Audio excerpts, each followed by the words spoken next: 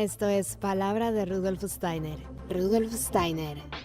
Un espacio inspirado en la vida, obra y legado del fundador de la antroposofía. Un camino de conocimiento que conduce lo espiritual del ser humano a lo espiritual del universo. Palabra de Rudolf Steiner. Hola, ¿qué tal? ¿Cómo están? Muy buenos días, yo soy Caro Hernández. Gracias por acompañarnos una vez más aquí en Palabra de Rudolf Steiner.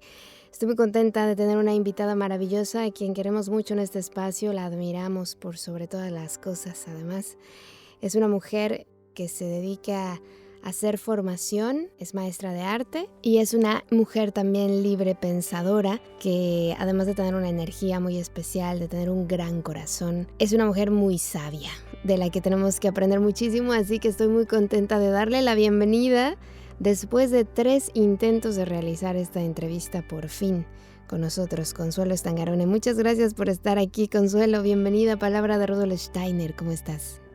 Hola, Caro, con mucho gusto. Gracias a ti por la invitación. Me encuentro bien después de varios obstáculos, pero estamos bien y estamos acá siguiendo. Muy bien, porque esta entrevista nos ha costado muchos días, muchas repeticiones, pero aquí estamos, al pie del cañón, como decimos en México. Así que hoy Consuelo nos va a ayudar a entender esta parte de los 6 ejercicios fundamentales que propone Rudolf Steiner, que son muy interesantes. Y bueno, para los que no conozcamos muy bien este tema, me gustaría que Consuelo nos ayudara a entender esta parte de cómo nos beneficia, cómo nos ayuda o cómo nace en Steiner esta propuesta. Sí, claro. Entonces, bueno, podemos ubicar en un cierto sentido estos ejercicios, que son 6, como paralelos a lo que es la disciplina oculta, lo que es la disciplina interior que se puede tomar, como decir, que Rudolf Steiner indica en la ciencia oculta, ¿no? Entonces, es paralelo, pero en el sentido que también esta es una cosa interesante de poder ver. La disciplina oculta, que claramente es algo que una persona libremente decide de poder de encaminarse, tiene como decir un proceso, y estos procesos llega a puntos de desarrollo tales por la cual a un cierto punto de esta disciplina oculta se asiste al nacimiento de, Rudolf Steiner lo llama el hombre superior, este ser humano superior en nosotros. Sustancialmente, a través de la disciplina se ha creado un espacio anímico, espiritual, donde esto ser pueda desarrollarse y en fin nacer, así como un proceso, ¿no?, de un nacimiento del ser humano sobre la tierra. Pero en este caso se encuentra al final de este proceso un nuevo hombre superior que está ahí. Rudolf Steiner lo explica como ahí está el lío superior, este ser superior, este hombre superior y nosotros. Okay. Entonces, las dos cosas son en un cierto sentido separadas. Y Rudolf Steiner pone, como siempre, da advertencias, que nunca son dogmas, sino que son advertencias en el camino, diciendo, si nosotros llegamos a este punto y quien practica la disciplina oculta, la disciplina interior, va a llegar a este punto, primero o después, no, antes o después, no importa, pero va a llegar, se tiene justa seriedad y perseverancia y constancia. Entonces, el tema es que cuando llegamos a este punto, lo importante es que nosotros ya hemos paralelamente preparado, desarrollado, mejor dicho, también un proceso moral y un progreso de la disciplina espiritual, entonces es paralelo a un proceso moral, a adquirir fuerzas morales que puedan triunfar sobre el egoísmo.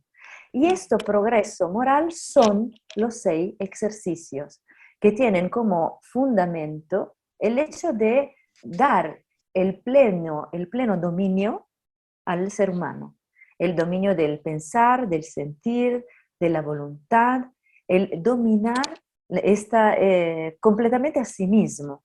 Y esto es ¿por qué? Porque imagínate hacer la disciplina oculta donde tú preparas, Rudolf Steiner habla de la disciplina oculta como de 3 etapas, por lo que puede hablar claramente públicamente, ¿no? En el cómo se adquieren los conocimientos, cómo se adquieren El conocimiento de los mundos superiores. los conocimientos de los mundos superiores, que sería iniciación brevemente. Ahora lo voy a llamar solo iniciación porque es bien largo el título, pero a esto me estoy refiriendo. En este texto él muy claramente dice que sí se va a describir la disciplina interior que cada uno de nosotros puede hacer, pero se va a describir hasta el punto que puede ser rezo público. Entonces, y esto es interesante porque significa que llega un punto que no se puede, de la cual no se puede hablar, no porque sea prohibido, sino que ya estamos bien avanzados. Entonces, es algo que el discípulo mismo puede tranquilamente adquirir una vez que ha llegado a esta maturidad. Y en este camino, en este proceso del desarrollo de la disciplina, habla de 3 etapas.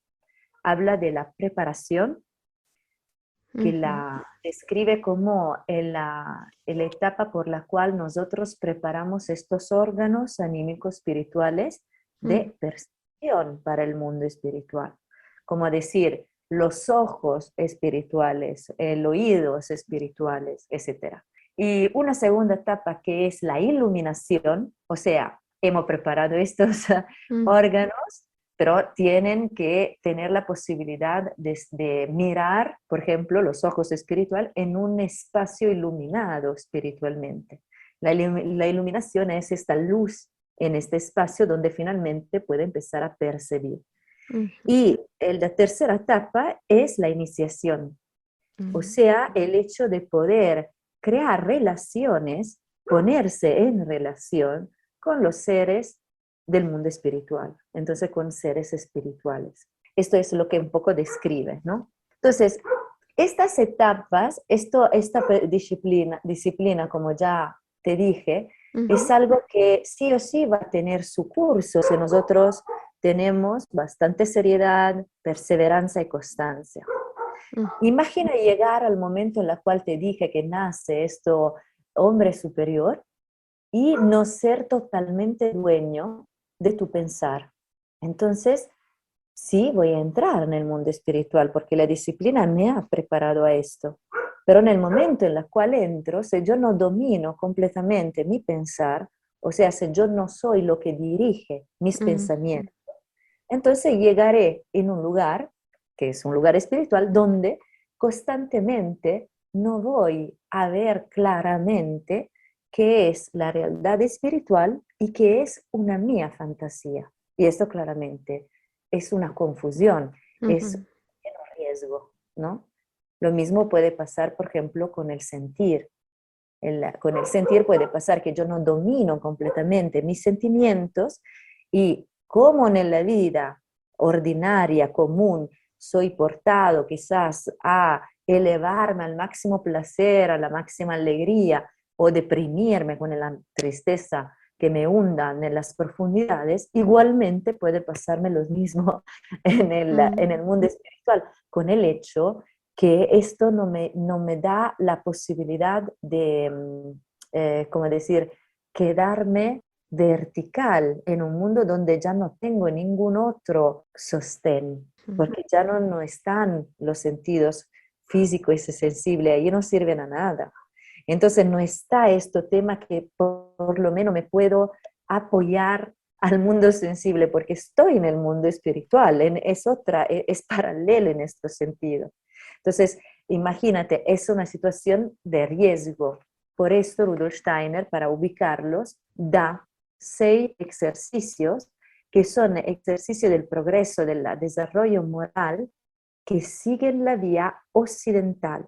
Entonces, son occidental, es interesante este elemento del camino occidental, porque en realidad personas que siguen estos caminos, que han seguido este camino discípulo directo de Rudolf Steiner, han hablado que efectivamente estos 6 ejercicios me hablan de estos como también terapéuticos para cualquier alteración de la vida anímica o cualquier efecto de prácticas irregulares, orientales o occidentales. Entonces, estos también ejercicios se pueden ver como terapéuticos en el caso uno, por ejemplo, se ponga o se ha puesto anteriormente en otros tipos de ejercicios que son más peligrosos, en un cierto sentido.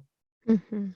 Bueno, pues todos yo creo que en algún momento tenemos como esa necesidad, o al menos yo lo he visto en algunas personas que, como dices, quieren alcanzar ese superhombre, pero desde la poca claridad, ¿no? Que a veces tenemos en estos trabajos. Entonces ya se sienten Jesús, ¿no? Ya se sienten que van curando por ahí, ¿no? Ya sienten que todo lo que sienten es verdad y que ya ven el futuro, y ya, o sea, y ya se perdieron, ¿no? Entonces aquí hay que tener, yo creo, esa vigilancia de uno mismo y ese cuidado, ¿no? Como dices, trabajar desde sin ambición y con humildad, yo creo. Exacto, lo que tú dices, que lo que tú estás mencionando es absolutamente una de los peligros. Ujú, Esta fuerte ambición de uno ujú, es verdadera, nace realmente cuando tú haces un proceso, cuando tú caminas en un discipulado oculto, efectivamente uno de los riesgos es que tu ego se expanda de una ujú, forma propositada,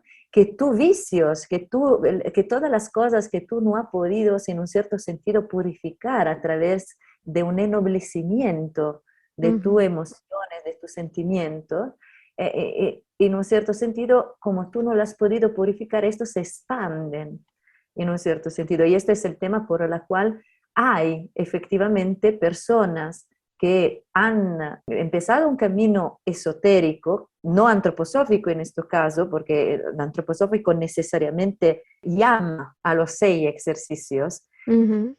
También se podría decir que no, todos los humanos, todos los seres humanos son humanos, en el sentido que también hay Claro. antropósofos que Ujú, hablan muchísimo, que conocen muchísimas conferencias y quizás no hacen el ejercicio. El resultado ujú, se ve en el gran ego que uno puede tener, en el hecho que increíblemente no hay una coherencia en el aspecto moral o ético de la persona. Y esto es una consecuencia de uno de los riesgos que Rudolf Steiner dice.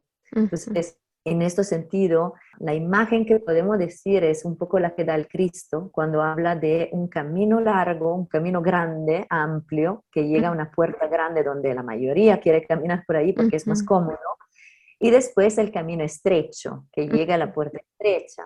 Entonces, el camino de la disciplina esotérica, cuando tú haces esta disciplina esotérica y paralelamente también estás orientado a cuidar el aspecto moral, esto va a tener una vía, como decir, un camino seguro. Por esto Rudolf Steiner lo presenta como, este es un camino seguro. Claro, no es el camino como dogma que cada uno lo tiene que hacer, pero él dice claramente, esto así como lo estoy presentando, es seguro. ujú. Después, claramente está la libertad de cada uno encontrar también por su karma, por su destino, cuál es su camino. Pero esta es la presentación, vamos a decir, para ubicar los ejercicios en este camino occidental cristiano esotérico. Claro, y antes de seguir, me gustaría que nos ayudaras a entender esta parte porque las palabras, el lenguaje es tan maravilloso que muchas veces si llegara a escuchar esto alguien que no tiene mucho conocimiento, pues se podría confundir. Escuchar la palabra esoterismo lo relacionamos siempre con vudú, ¿no? Con brujería, con... Sí, en este sentido se podría también quizás llamar disciplina interior, ¿no? También hay otra palabra que muchas veces es un poco fraentendida como oculto, ¿no? Que Ujú, parece que se quiere esconder cosas o parece que se quiere crear como una secta. En ujú, este caso aconsejo la lectura de Ciencia Oculta, donde en el primer capítulo Rudolf Steiner explica en los ujú, primeros párrafos en manera muy clara cuál es el sentido de esta palabra, que en realidad literalmente en alemán sería secreto, mm, no oculto, ¿no? Ya es secreto. Secreto no en el sentido que tengo que esconder o que tengo que, como ya dije, hacer como una secta, una elite, sino que se está hablando de toda la realidad que yo no logro percibir con los sentidos físicos, con los ujú, sentidos sensibles. Y a esta razón, por ejemplo, si nosotros imaginamos cómo nos presenta el mundo, quizá de esto ya hemos hablado en una primera entrevista, pero lo voy a retomar brevemente. Si Ujú, nosotros miramos a cómo se presenta el mundo a nosotros, de frente a nosotros, vemos que hay por lo menos tres aspectos. Hay los hechos así como son. Y todo esto hecho son, por ejemplo, los objetos, los cuerpos, ¿no? Que vemos en la flor que veo en el prado. Si tengo la posibilidad de verte de persona, Carolina, tú vas a ser para mí un hecho. Yo no puedo hacer nada para, para ponerte, no, eres así, eres un hecho, ¿no? En estos sentidos se puede hablar de un aspecto del mundo que es un hecho. ujú, Pues, y que yo puedo percibir a través de mis sentidos. Entonces yo puedo verte, puedo tocarte, puedo tocar la flor, puedo oler la flor, ¿no? Sentir su perfume, mm, etcétera, etcétera. Puedo tocar su textura, etcétera. Después hay otros aspectos, por ejemplo, el hecho que el objeto que estoy observando, ahora imaginamos una flor, el objeto que estoy viendo es un objeto que yo me voy a relacionar con este objeto. Yo puedo relacionarme. Por ejemplo, puedo relacionar este objeto con mi existencia. ¿Qué significa? Simplemente que yo lo veo y puedo expresar qué lindo, me gusta, me da mm, alegría. Entonces, en un cierto sentido, este objeto afuera de mí se está poniendo en una cierta relación conmigo. Y en este sentido hay una impresión que el objeto me da. Esto es un segundo aspecto del mundo, por la cual el mundo se presenta. Y después a esta impresión yo puedo responder a través de una sensación agradable, desagradable. Puedo ujú, llegar más allá con una emoción que es la alegría, ¿no? El entusiasmo de ver este objeto, un sentimiento, ¿no? Que ujú. me dice, que me da una profunda alegría nel mirarlo o viceversa, dependiendo de lo que estoy mirando. Y este es un segundo aspecto. Y después hay, por lo menos, he dicho tres, pueden ser mucho más, estos son los tres básicos. Hay el tercero, que yo me puedo, bueno, yo tengo una capacidad pensante, puedo reflexionar sobre este objeto que estoy mirando, que en este caso es una flor, puedo Ujú, también conocer el ciclo biológico de esta flor, puedo conocer la ley que está ujú, atrás de esta flor. Y entonces el tercer aspecto es la ley de las cosas. La ley que está atrás de las cosas es que yo con mi conocimiento, con mi capacidad pensante, puedo relacionarme también a esto. Entonces hay tres aspectos. Cuando vemos estos tres aspectos, la pregunta que yo siempre hago es, ¿cuáles de estos tres aspectos es visible, es medible? con la flor. Exacto, el primero, los objetos. Esto significa, porque no puedo medir las impresiones, no puedo medir tampoco las sensaciones, no puedo Mm, medir la ley, puedo seguramente llegar a una fórmula, pero este es otro, es otro tema. Pero ujú, no, estas cosas no son tangibles en un cierto sentido, son totalmente invisibles. ujú, Entonces, de cómo se presenta la realidad, solamente un tercio es visible, dos mm, tercios no lo son. Y esto no acaba con el hecho que son verdaderos, son reales. Nadie podría, bueno, ahora se ponen en duda muchas cosas, pero en realidad estos dos aspectos no se pueden dudar, hacen parte de la realidad. Y hay una frase de Antoine de Supéry, del mm, Principito, que dice, lo esencial es invisible a los ojos. En mm, realidad, en un cierto sentido, podemos decir que dos tercios de la realidad son invisibles a los ojos. Entonces, en relación a esto, cuando nosotros hablamos de disciplina esotérica oculta, estamos hablando de toda esta realidad que no podemos, en un cierto sentido, llegar únicamente con los sentidos sensibles. La disciplina oculta es una disciplina que se refiere a, en este caso, al mundo de las leyes, que es el mundo espiritual, que es un mundo exterior a nosotros. Este es una otra grande conquista en un cierto sentido del pensamiento, porque si yo miro la flor, para mí está claro que la flor está fuera de mí y que esta ujú, flor no tiene nada que ver conmigo en el sentido que yo no puedo alterarla da un punto de vista físico. Claro, sí, lo puedo destruir, no es esto, pero no puedo intervenir sobre esto nella sua presentación, es un hecho. Y asimismo, yo no puedo intervenir en la ley es afuera de mí.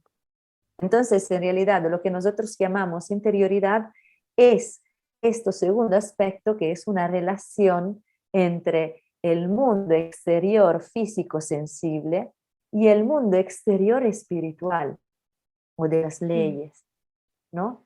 Entonces, nosotros en esta interioridad que podemos llamar alma, en una forma para darle un nombre, así como podemos llamar el mundo donde están las flores visibles, lo podemos llamar cuerpo, y así como el mundo de las leyes lo podemos llamar espíritu, en un cierto sentido, yo con el alma estoy en aquel lugar donde es posible el proceso del conocimiento, que esto sea hacia el mundo físico sensible, entonces será un conocimiento que llama la ciencia natural, o que sea un conocimiento del mundo espiritual, entonces del mundo superior, suprasensible. Entonces esto será un conocimiento oculto, esotérico, superior o suprasensible.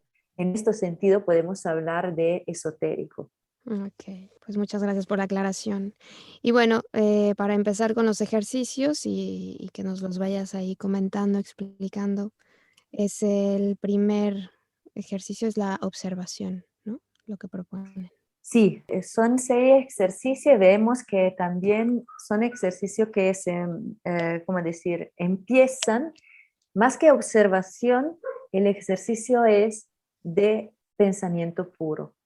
Ujú. Es el dominio del pensar.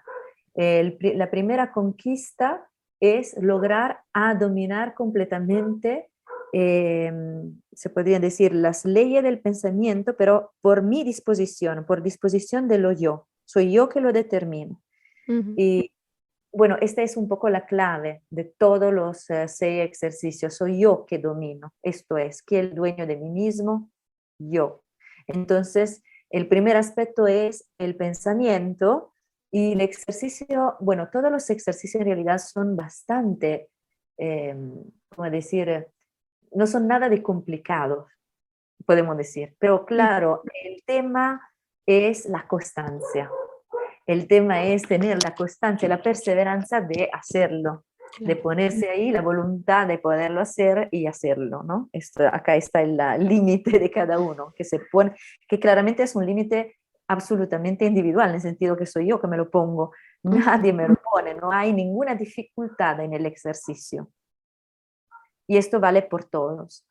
Entonces, el primer ejercicio es bastante simple también en la explicación y no hay una forma de hacerlo bien o hacerlo mal. Esto también quiero resaltarlo mucho, porque muchas veces pero ¿cómo se hace? Pero se hago así, está bien. Si Ujú. eres tú que determina el ejercicio, solamente tú puedes decidir si lo estás haciendo bien o mal. Eso es. Es muy complicado esto, Consuelo. Estamos ya muy habituados a que nos digan: "No, así no, no, así sí, muy bien, felicidades", ¿no? Tienes toda la razón. Toda la razón. Y por esto efectivamente hay pautas. Rudolf Steiner da de las pautas clarísimas. Dice, toma un objeto que sea un objeto sencillo. ¿Qué significa esto? Significa que tiene que ser un objeto sencillo, o sea, con pocas posibilidades, con un número limitado de representaciones que yo puedo hacer. ¿Qué significa? Que si yo tomo, por ejemplo, Napoleón, él hace este ejemplo, ¿no? Si tú tomas Napoleón, puede ser que, aparte el complicado el tema complicado que te vas a poner, porque es por verdad, lo puedes mirar de millones de puntos de vista y nunca terminar. Te va a dar toda Pero, la vida. exacto, te va a jalar Ujú. algo que te gusta así tanto, algo que te da así tanto, como decir, hilo para poder trabajar, en un cierto sentido te va jalando con la misma fuerza del interés que puede tener este pensamiento. Ujú. Entonces, lo mejor es elegir un objeto, lo mejor sería hecho por los seres humanos, entonces nada de natural, no en una planta. Hay otro ejercicio donde Rudolf Steiner da planta, la observación también del mismo ser humano, pero no es esto el caso. Acá él dice, mejor que sea un objeto sencillo y los practicantes de los ejercicios te pueden decir, mejor que sea construido por el ser humano. ¿Por qué? Porque en esta manera, uno, bueno, cuánto interés tú puedas tener, por ejemplo, por un alfiler. Esto te puede interesar relativamente. Esto significa que tú no vas a tener problemas que este mismo pensamiento te jale en otro lugar, porque es bastante aburrido en realidad. En realidad, cuando se hace el ejercicio, todo se vuelve interesante, pero se puede decir que hay un número limitado de representaciones por la cual asociarlo. Una vez que tú has descrito el objeto, la historia de cómo el ser humano lo ha creado o la ha usado, bueno, después no hay muchas cosas más a decir.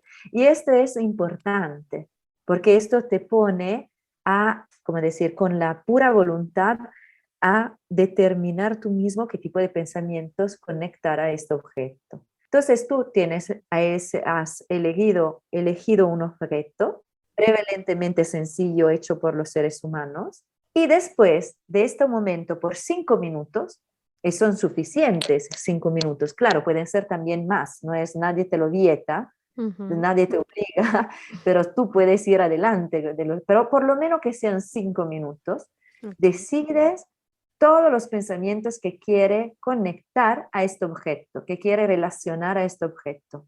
Entonces, puedes describir los objetos, y ya pasan 5 minutos. Puedes decir cómo el ser humano, por ejemplo, ha pensado de llegar a este objeto, a qué le sirve, la historia, los materiales. Hay un montón de cosas que tú puedes relacionar a este objeto y tú puedes elegir cómo y cuándo y cuáles pensamientos combinar. Entonces, acá tenemos también una otra cosa fundamental. No es dogmático lo que voy a diciendo, siempre digo, hagan la experiencia, pero si es un ejercicio de pensamiento puro, entonces donde yo tengo que hacer el esfuerzo del pensar, es necesario que el objeto no sea físicamente de frente a ti. Yo sé que muchos, cuando presentan este ejercicio, dicen, tomen en la mano y describen. Esto es un ejercicio de observación, no de pensar. Y es algo que yo puedo hacer, por ejemplo, antes. Observar atentamente es fundamental antes de hacer el ejercicio, porque yo no puedo suponer, no puedo deducir, tengo que saber de este objeto algo, porque si no, no voy a tener pensamientos suficientes. Entonces, quizás antes me miro mi lápiz, me lo miro bien, me lo observo completamente y después decido de hacer el ejercicio, pero lo importante sería que cuando yo tomo el objeto, lo estoy tomando en realidad en un espacio astral, en un espacio donde el objeto no está físicamente presente. Me hago la imagen del objeto, que es una representación.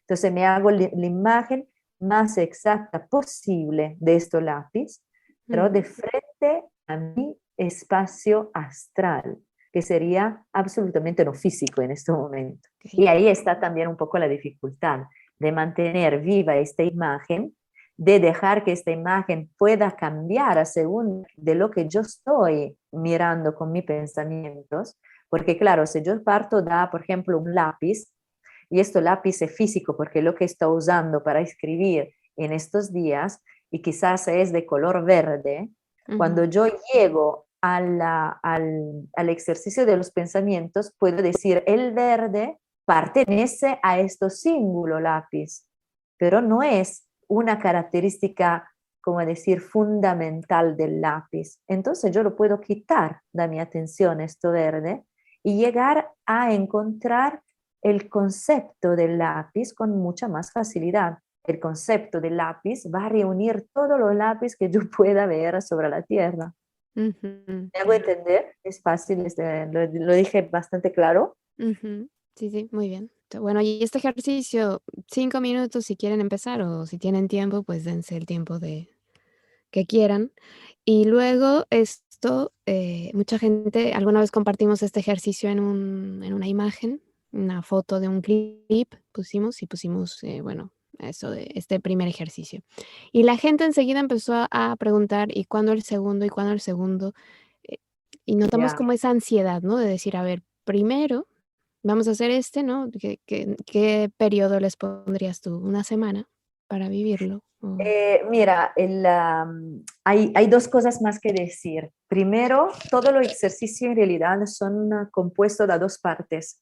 ujú, O sea, el ejercicio del pensamiento no se acaba con esto, sino que se acaba con el hecho que hay una segunda parte que es fundamental, porque en el hacer este ejercicio, en la concentración que tú tienes para hacer este ejercicio hace surgir un determinado sentimiento. Este sentimiento, que no es por nada escondido, Rudolf Steiner lo explica muy bien, es un sentimiento de firmeza, es ujú. la firmeza que yo tengo en el ver que puedo comandar, que puedo tener las riendas de mis pensamientos.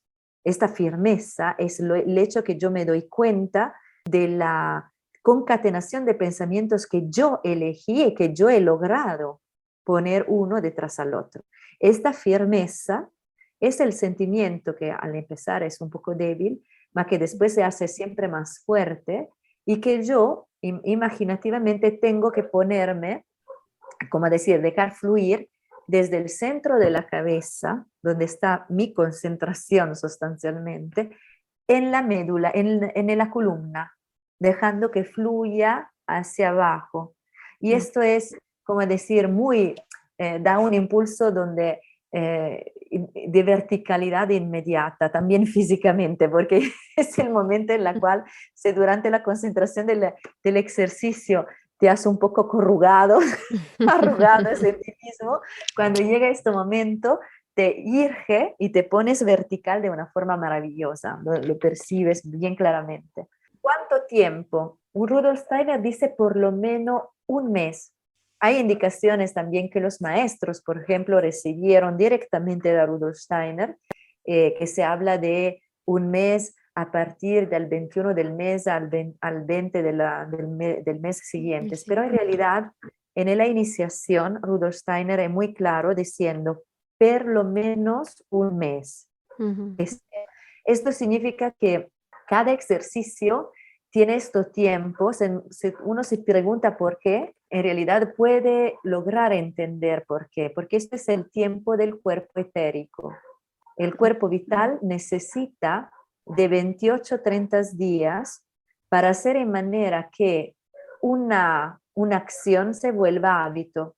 Entonces, si yo quiero, por ejemplo, dejar un hábito, necesito por lo menos un mes de tiempo hasta que esto tenga un efecto sobre el cuerpo vital.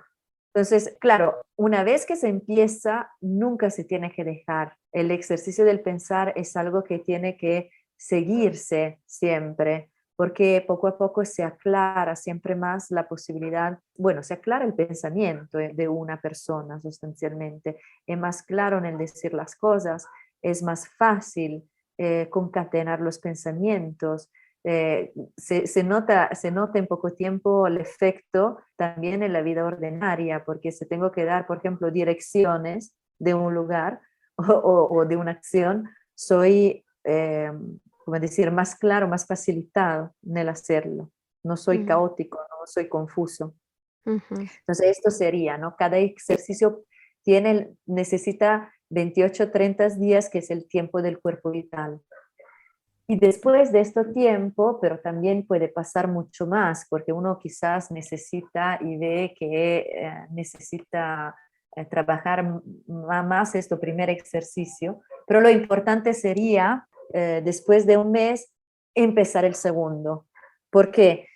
Porque hacer solamente un ejercicio o hacer mm, solamente uno o dos o tres ejercicios sobre los seis, en realidad es también un peligro, porque significa que mm, puedo como decir, es como cuando se hacen, ahora voy a decir una tontería, pero para aclararlo, es como cuando en palestra se hace un ejercicio donde se trabaja únicamente el brazo derecho, imagínate. La Ujú. musculatura del brazo derecho se hace perfecta, pero la del izquierdo es ridículo. Lo mismo en un cierto sentido se puede ver con los ejercicios. Si yo no tengo esta capacidad de poder empezar poco a poco todo el ejercicio después de un cierto tiempo, voy a crear una gran claridad en el pensar, que pero me Ujú. puede llevar también a frialdad, Claro. si no logro también tener la parte de la voluntad o del sentir.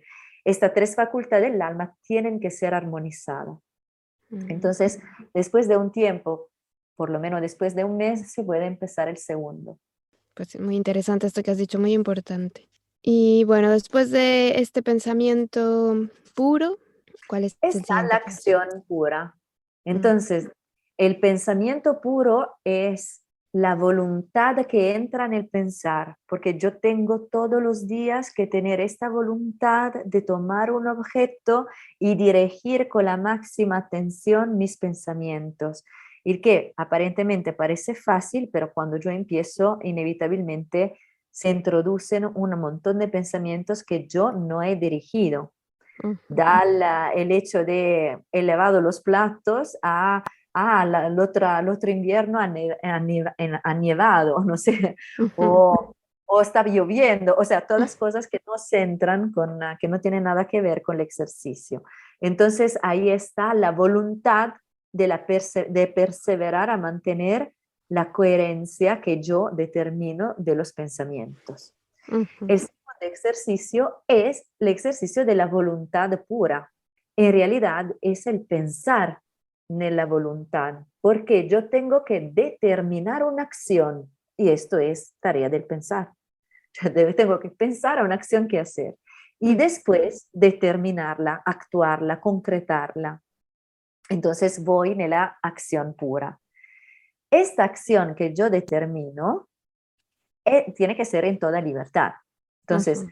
Rudolf Steiner ya a la época decía, no han entendido nada lo que han comprado la planta, porque yo hice el ejemplo de la planta, no es esta, tiene que ser una acción libremente escogida y Claro. sobre todo que no tiene nada que ver con nuestra vida ordinaria común. ¿Por qué?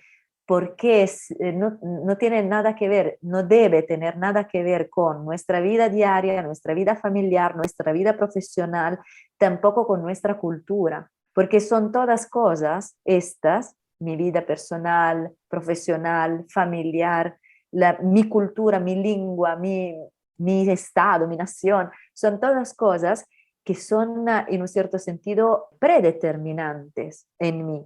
Mm. Son cosas que tienen que ver con una necesidad, que sea Ujú. una necesidad, como decir, no importa de qué nivel, es una necesidad. Entonces, como necesidad ya no es una acción libre, tiene que ser vinculada a todo lo que es mi vida ordinaria, porque tiene que ser una acción, así como el objeto del pensar tiene que ser sencillo, con pocas representaciones, la acción no tiene que haber una repercusión en mi vida, no tiene que ser hecha por lo que yo hago. Entonces, por ejemplo, puede ser tomar una planta, como dice Rudolf Steiner en un ejemplo, y darle agua, pero puede tranquilamente ser el hecho de tomar un pedazo de papel y doblarlo en cuatro partes. Esta es una acción que nada tiene que ver con mi Ujú. vida, bueno, a menos que...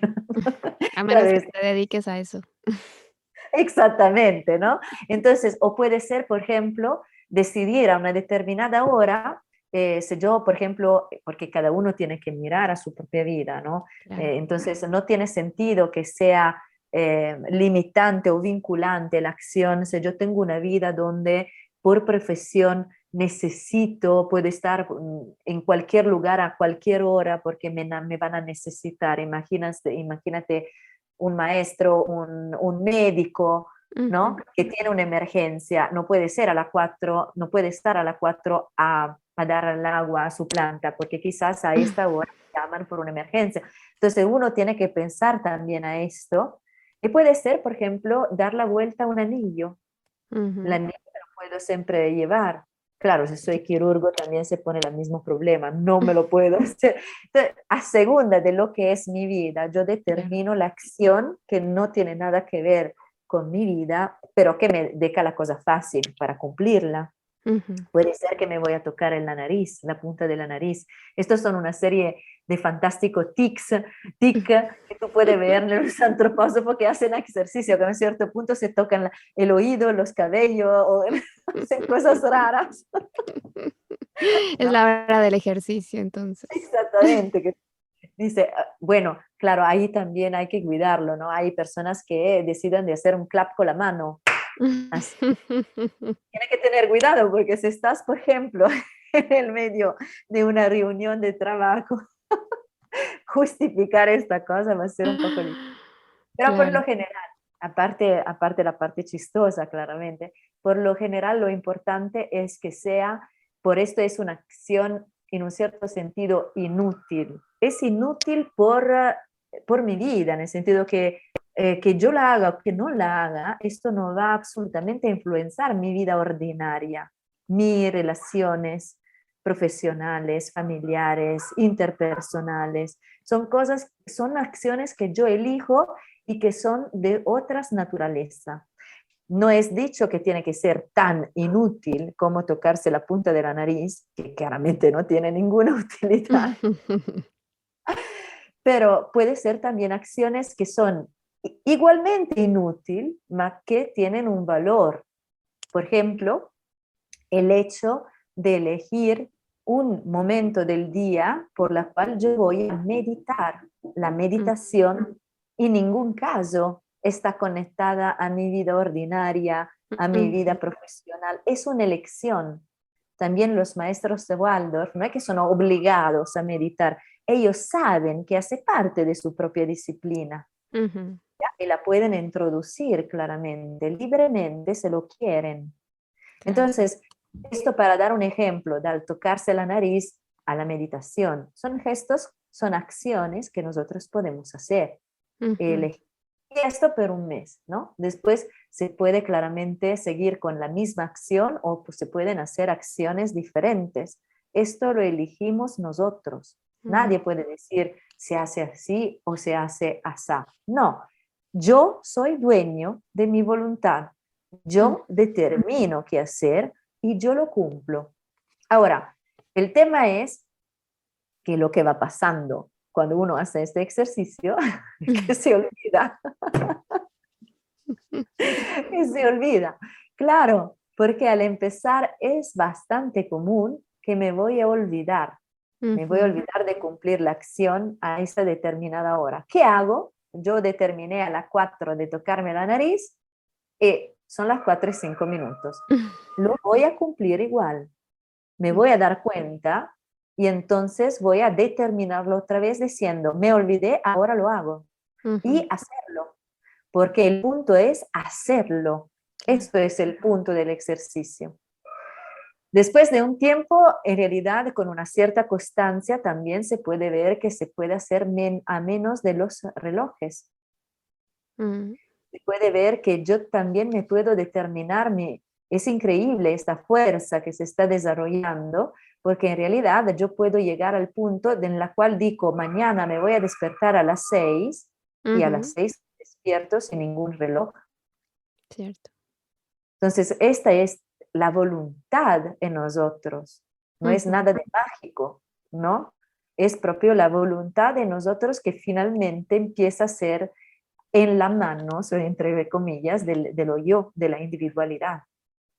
Ujú. Entonces, también acá, haciéndolo y no determinándolo, porque la determinación, o sea, el hecho que voy a hacer esto a las 4, que es simplemente la intención, no vale, no es el ejercicio. El ejercicio es determinación de algo y lo hago. Y cuando yo finalmente lo hago, también ahí surge un sentimiento. También acá es muy claro el sentimiento que surge, Rudolf Steiner lo describe perfectamente, y es un sentimiento que está, como decir, yo soy capaz, Ujú. yo puedo hacerlo. Claro. Yo tengo la capacidad de hacerlo. Este sentimiento de resolución, en un cierto sentido, de determinación, es el sentimiento que desde la cabeza tenemos que hacer fluir imaginativamente en el corazón.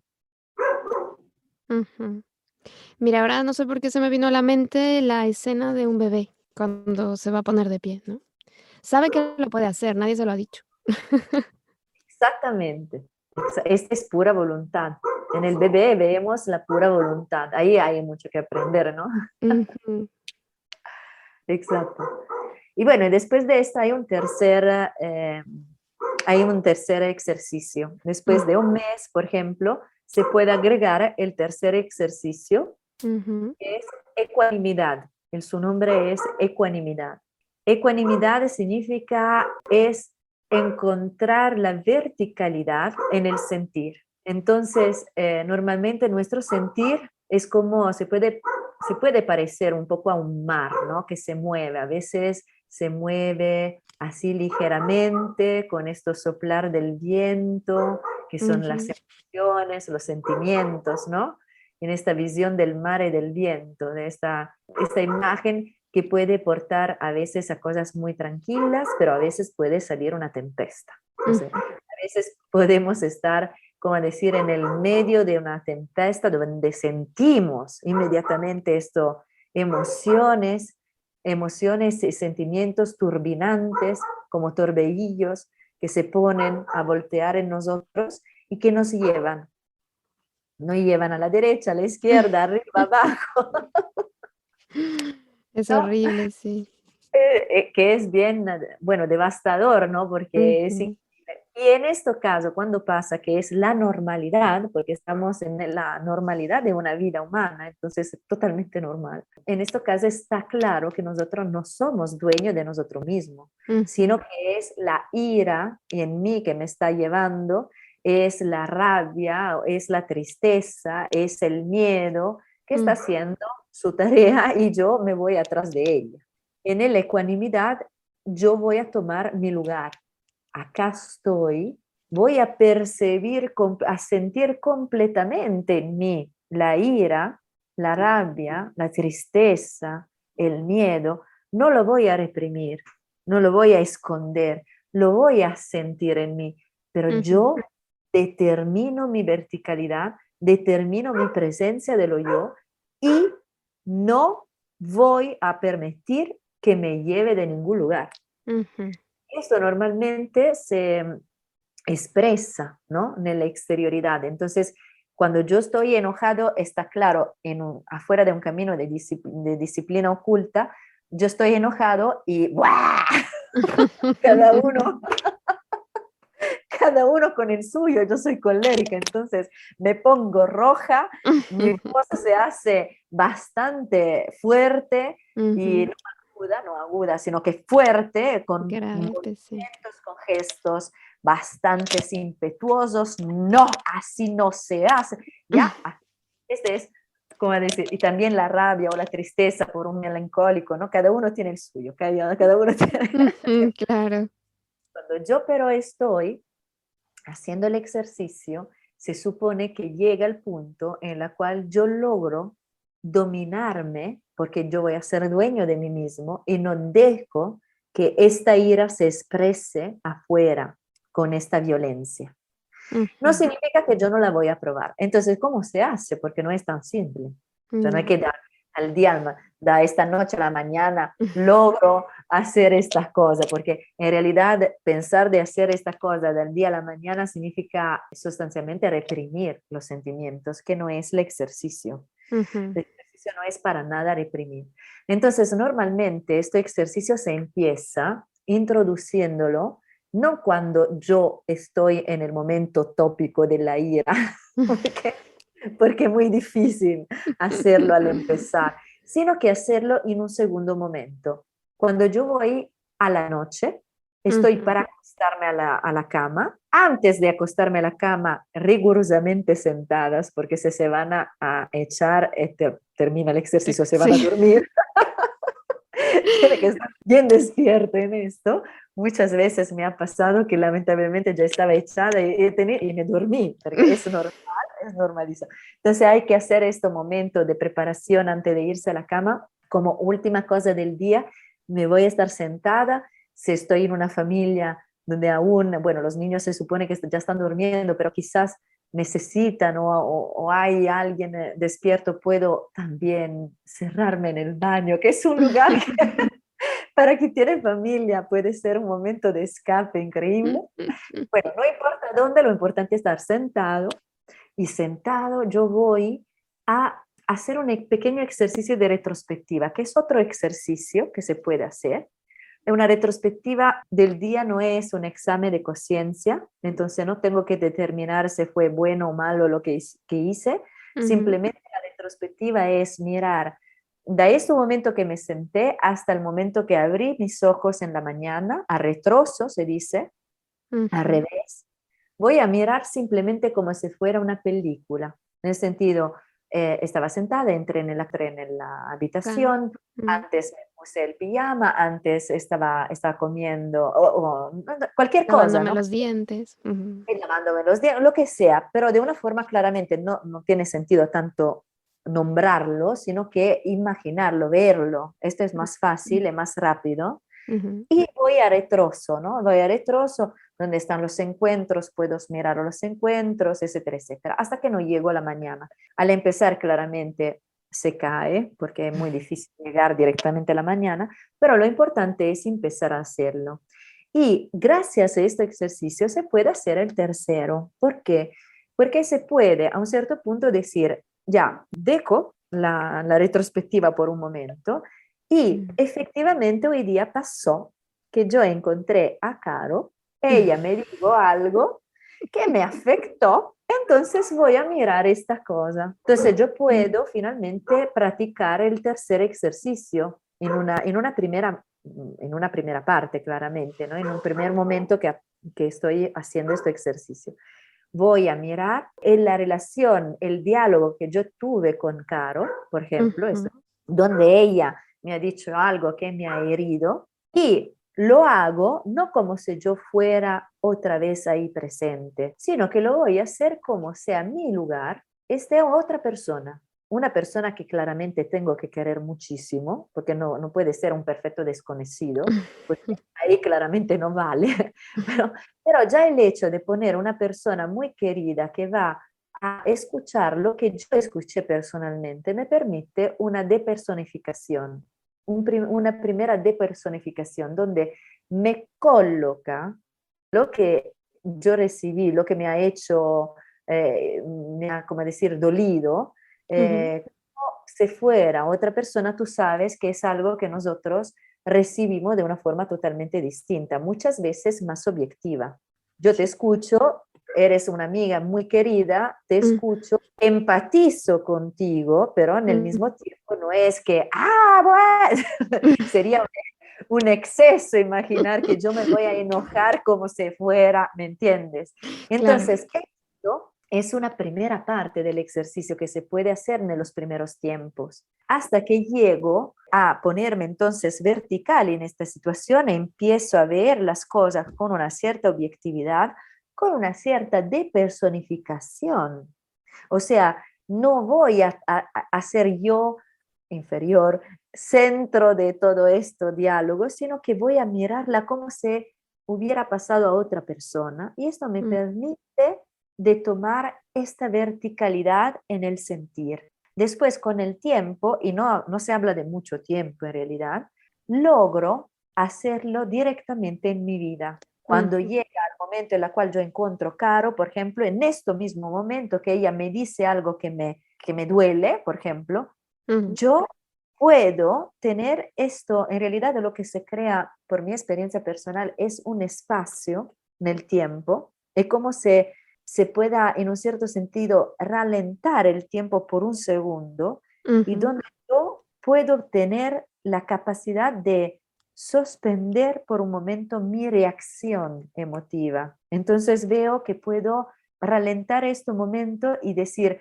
este momento yo puedo elegir si dejar a mi tristeza de expresarse o escuchar profundamente mi tristeza y no dejarme expandir por ella. ¿Me hago Ujú. entender un poco? Como, Sí, sí, sí. Es maravilloso porque además te da posibilidades, ¿no? También te dejas de ver como la víctima, te da la posibilidad, cuando ya estás reflexionando, cuando estás, como dices tú, vas al ejercicio y empiezas a pensar, a ver, ¿cómo me sentí? Y yo creo que si no haces estos ejercicios también te puedes quedar en la misma respuesta. Muchas veces la respuesta es de una víctima, ¿no? Porque yo me siento víctima de las circunstancias y creo que merezco que todos los demás me respeten y todos los demás tendrían que saber respetarme y todo o sea, como mucho hacia afuera, siendo que yo también puedo tomar un poco de responsabilidad de mis actos. Entonces puedo decidir a partir de estas observaciones qué hago, cómo lo hago,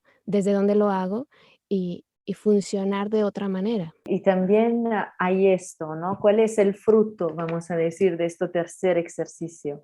El Ujú, fruto es la calma. ujú, Calma que ya es algo que llega por el hecho que nosotros hemos empezado una concentración, el primer ejercicio del pensamiento puro nos da la posibilidad de llegar a una calma. Tú no puedes pensar si no tienes calma en ti claro. mismo.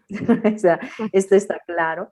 Y esta calma, pero como decir, es un fruto que brota, que madura totalmente con el tercer ejercicio y te invade, te fluye desde el corazón hacia todo tu ser. Por esto Ujú, también la segunda parte de este ejercicio es este sentimiento de calma que surge y que ujú, tú desde el corazón primero lo proyectas a la cabeza, entonces te da la posibilidad de pensar claramente, y después lo proyectas tus manos, entonces vas a actuar de una forma más calma, más tranquila en un cierto sentido hacia tus piernas, ¿no? Es un irradiamiento a cinco, como una estrella a cinco puntas, ¿no? Como somos nosotros. ujú, Y acá lo importante y fundamental es entender que no es para nada una represión o una indiferencia hacia la cosa, porque el horror que tú pruebas por algo que te da ira, que te da cólera, es absolutamente justificado. Lo que ujú, tú tienes que dominar es la reacción, claro. es la ciega reacción de la cólera.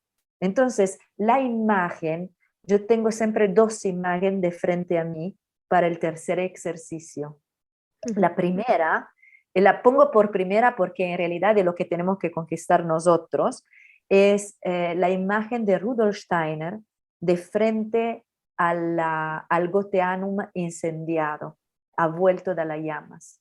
ujú, Las descripciones que hacen los compañeros que en este momento estaban con él era que él estaba perfectamente vertical, ujú, mirando lo que era la destrucción de su grande obra, porque claro. El primer Goteanum fue una gran obra y donde la mayoría de sus fuerzas vitales fueron puestas en la construcción de este Goteanum. Entonces, él estaba de frente a un golpe mortal a su persona en realidad y estaba perfectamente erguido, vertical, en silencio y calma.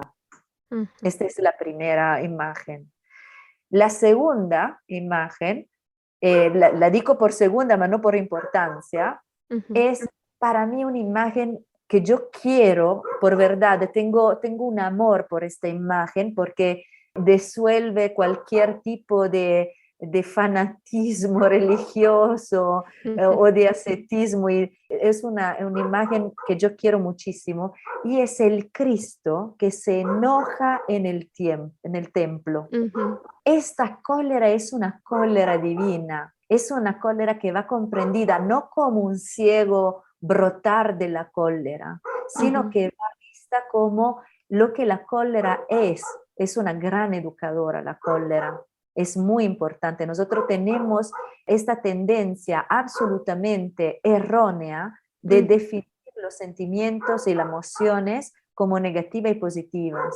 Sí. Este es un gran error, porque no es absolutamente verdadero esto. El Mm, hecho que sean positiva o negativa es siempre en correspondencia a un extremo que nosotros ponemos en los sentimientos que normalmente también se explican en acciones, ¿no? Entonces, el tema es que la cólera por sí misma es neutral, no es ni positiva ni negativa. La cólera es una gran educadora, y Rudolf Steiner dice que es la educadora del alma sensible, porque es lo que te hace avampar, lo que te hace avivar de cólera, es porque tú aún no logras tener la claridad y la calma del alma racional. Y entonces tú en un cierto sentido necesitas pasar por esto calor para poder después, claramente tiene que superar la cólera, para llegar a dos cosas fundamentales: el amor, porque solamente el calor de la cólera se puede transformar en amor, eso es maravilloso, y la justicia. Este tema de poder avampar o avivarse nella llama de la cólera en un primer tiempo es una educación al sentido de justicia, de no quedarse indiferente de frente a lo demás. Entonces, hablo así de la cólera como podría hablar así del miedo, de la tristeza, de la euforia y del disgusto, ¿no? de rechazo. Estas tres básicas y primordiales emociones son la base fundamental para que puedan surgir sentimientos en el ser humano, y entonces hay que entender que cada una de estas lleva como neutralidad, lleva a la educación del sentir humano a algo que es una virtud. Bueno, claro, esto hace parte del desarrollo del ser humano. Vemos que esta parte de las emociones en particular empiezan a ser trabajada ya en la infancia, pero en realidad el alma sensible, que es ella la dueña de estas emociones, porque también se llama alma de las emociones, se desarrolla en realidad entre los 21 y los 28 años. Esto es el momento en el cual ella está afinando su ser, su lugar en un cierto sentido en el ser humano. Y entonces, claro, esto no significa que el ejercicio tengo que esperar a hacerlo, puedo ya empezar a los 21 años a hacerlo, pero claramente es una educación más por la cual este tercer ejercicio puede ser también introducido, ¿no? Con toda su firmeza. No es una represión, no es tampoco una indiferencia, es un encontrar una calma interior que me permite de mirar a mi tristeza y aprender de ella. ¿Qué quiere decirme esta tristeza? Porque en el otro caso soy yo que me voy por mi tristeza, entonces yo me hago tristeza y es otra cosa.